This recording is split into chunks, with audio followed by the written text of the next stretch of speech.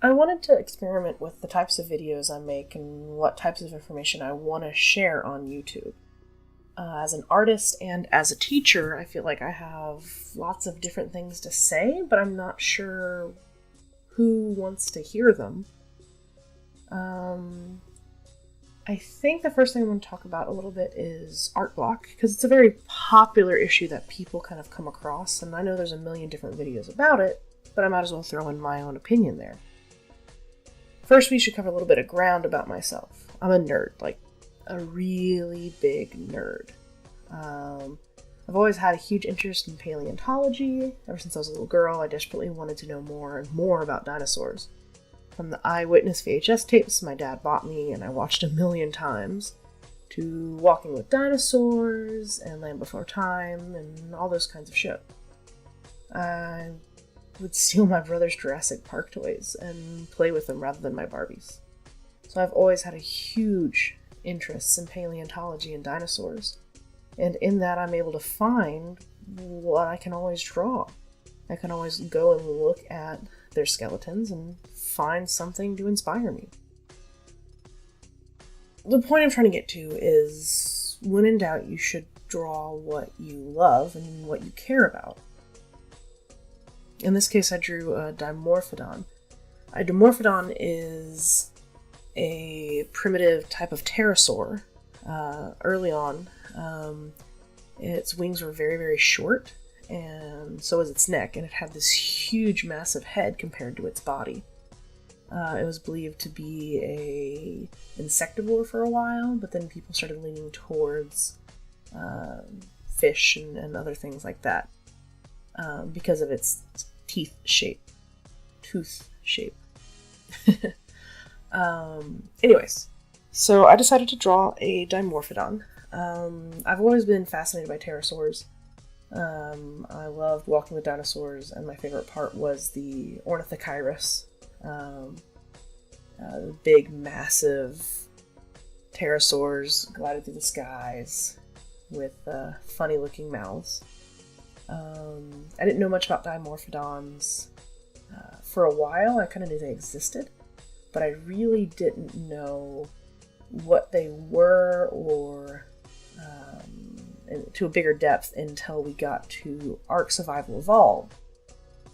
If you don't know about it, it's a fun game where you can run around and befriend and kill and, have dinosaurs. It's basically pets and minions. And they had the Dimorphodon. And through that, I kind of fell a little bit more in love with them because they're, tiny and cute. And tiny and cute is relative. They had like a 4-foot wingspan. And it was really fun to see them show up in Jurassic Park. Because, look at that face. There's a big, cute puppy. It's not, because it's murdering people, but you get the idea. Anyway.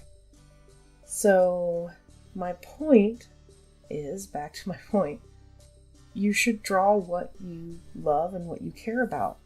Whenever I sit down and say I wanted to draw something from a TV show, I find myself doing a lot of research and stressing more about having it look like the thing it's supposed to look like. When it's a topic that you understand and you're comfortable with, you can concentrate on techniques, you can play with composition and colors and materials, and you can have more fun creating the artwork rather than stressing about what the artwork looks like specifically. And that's kind of where I had fun with this one. So I sketched it out first in watercolor pencil because it's something I hadn't tried before and I thought it would be interesting. And after I sketched out in watercolor pencil, I laid out washi tape kind of border so I can have a nice crisp background, but I wanted the Dimorphodon kind of busting out of it.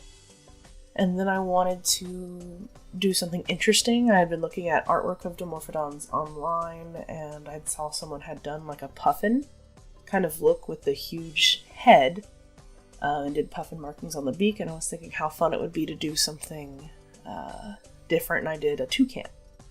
So I looked up a toucan reference, specifically for a keel build toucan. That's the ones with the orange and the green, and the red and the purple and the blue. And I chose that as my inspiration, and from there I started coloring and building in my Dimorphodon. A lot of the research has dinosaurs and pterosaurs having some minor feathers at least, and I enjoyed kind of putting in a little bit of that texture, especially around the head and neck.